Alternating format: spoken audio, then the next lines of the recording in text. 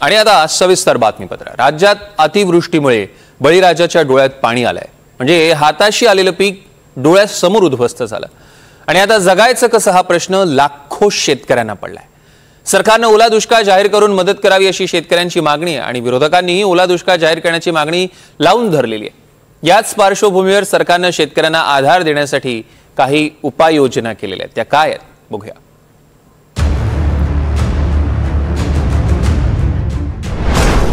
अतिवृष्टीने शेतकऱ्यांचा घास हिरावला।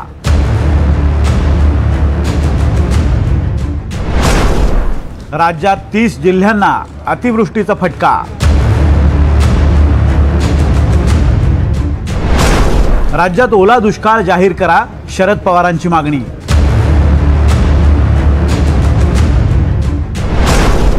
मुख्यमंत्र्यांनी ओला दुष्काळ जाहीर करण्याची मागणी तुर्तास फेटाळली। ते साहेब ते आम्हाला वाचवा म्हणतात आम्हाला, ते बाकी काय म्हणणार नाहीत आम्हाला। ते पण शासनाची मदत आम्हाला पाहिजे तेवढी मदत झालेली नाही सर। आम्ही फार शासनाचा धिक्कार आहे। मीला आलेलंच पीक आहे सगळे, हो मका कणस आहे ती निब्बर झालेले सगळे पाण्यात गेले पूर्ण पाण्यात गेले। ते 2 एकर मका सध्यात आहे। हा संपूर्णपणे शेतकऱ्याचं हिरवून घ्यायचं काम या अवकाळी पावसानं झालेलं आहे। पण इथं कोणत्याही प्रकारची अजून शासनाची ना तहसीलदार ना तलाठी ना मंडळ अधिकारी ना कृषी विभागाचा कोणी कार्यकर्ता कोणीही आलेलं नाही। आमचं क्षेत्र 7 एकर क्षेत्र होतं, त्याच्यातून 6 एकर तर वाहून गेलं। तुम्ही पाहताय खरी परिस्थिती आहे। आता जे जमीन खळून गेली खालून, तर पुढचं पीक सुद्धा त्याच्यावर चाल करू शकत नाही। अतिवृष्टीमुळे अख्खा महाराष्ट्र सुन्न झालाय। घरादारावर पाणी फिरलंय। कुठे संसार उद्ध्वस्त झालाय तर कुठे शेती पाण्याखाली गेली आहे। गुरढोरं वाहून गेली आहेत।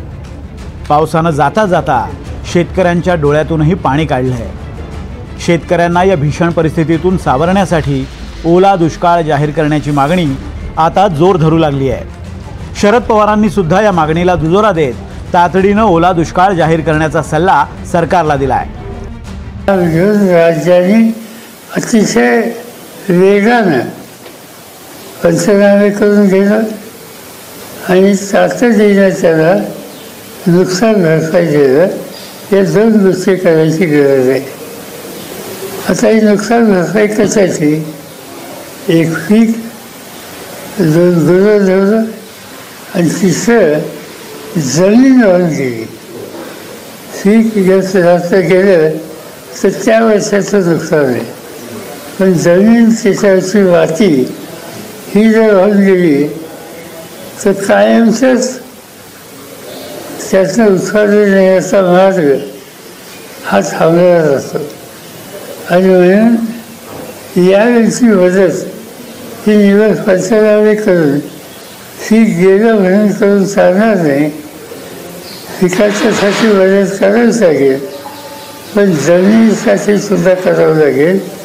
त्याबरोबर पाण्याचे रस्ते ते उद्ध्वस्त झालेले, त्यासाठी मदत करावं लागेल। आणि याबरोबर अनेक ठिकाणी या तक्रारी आहेत आणि वस्तुस्थिती आहे की गुरं वाहून गेली। त्यामुळे गुरढोरं गेल्याच्या नंतर उद्याच्या शेतीला समस्या निर्माण होती।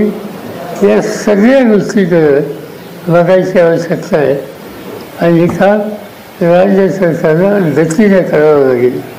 दरम्यान राज्यातील अतिवृष्टीची स्थिती पाहता राज्य सरकारही कामाला लागलंय। राज्यात 31,64,000 शेतकऱ्यांचं मोठं नुकसान झालंय। जून ते ऑगस्ट या कालावधीत अतिवृष्टीमुळे नुकसान झालेल्यांचे पंचनामे करण्यात आले। त्या आधारे शेतकऱ्यांना खरीप हंगामासाठी मदत जाहीर करण्यात आली आहे। आतापर्यंत राज्य सरकारनं शेतकऱ्यांना 2,215 कोटींची मदत दिली आहे। जुलै महिन्यापासून संभाजीनगरमध्ये 721 कोटी, नाशिकमध्ये 13 कोटी 77 लाख, पुणे विभागासाठी 14 कोटी 29 लाख, कोकण विभागाला 10 कोटी 53 लाख, नागपूर विभागाला 23 कोटी 85 लाख आणि अमरावती विभागाला 565 कोटी 60 लाख रुपयांची मदत देण्यात आली आहे। राज्य सरकार शेतकऱ्यांच्या मदतीसाठी उभं राहिलंय। अगदी 8 ते 10 दिवसात मदत शेतकऱ्यांपर्यंत पोहोचेल असा विश्वासही मुख्यमंत्र्यांनी व्यक्त केला आहे। पण ओला दुष्काळ जाहीर करण्याच्या मागणीला मुख्यमंत्र्यांनी बगल दिली आहे। SDRFच्या नियमानुसार मदत करण्यात सरकार कुठेही कमी पडणार नाही असं फडणवीसांनी म्हटलंय।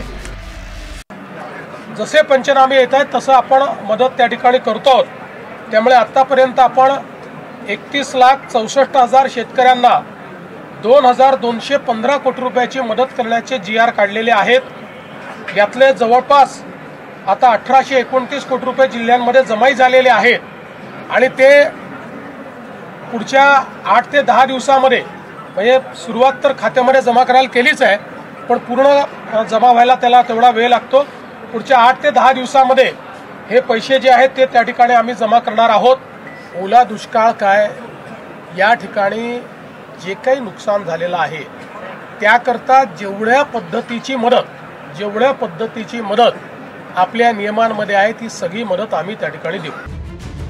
सर्व जिल्ह्याचे पालकमंत्री आपल्या जिल्ह्यातील पूरस्थितीचा आढावा घेत आहेत। ऐन सणासुदीच्या काळातच शेतकऱ्यांवर आसमानी संकट ओढावलंय, त्यामुळे तातडीनं पिकांचे पंचनामे करण्याचे निर्देश देण्यात आलेत।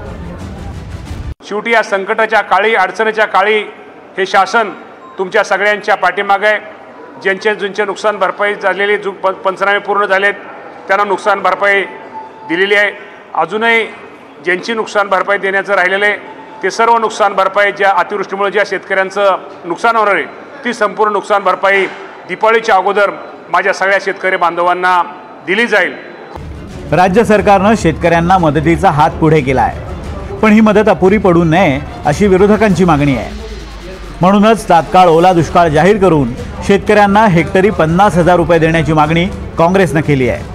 त्याचे पंचनामे करायचे आधी जरी दिले असले तरी ही मदत तातडीनं देण्याची आवश्यकता आहे आणि हेक्टरी 50,000 रुपये, कारण काहीच पीक शिल्लक राहिलं नाही। याने 1 रुपये पीक विम्याचा सोंग केला, तो कॅन्सल करून टाकला, तो रद्द केला, शेतकऱ्यांना पैसे भरायला लावले।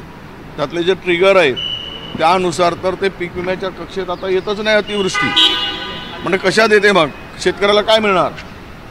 अतिवृष्टीमुळे शेतकरी हवालदिल झालाय।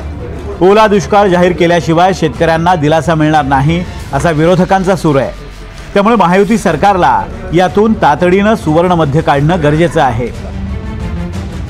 Bureau report, NDTV Marathi.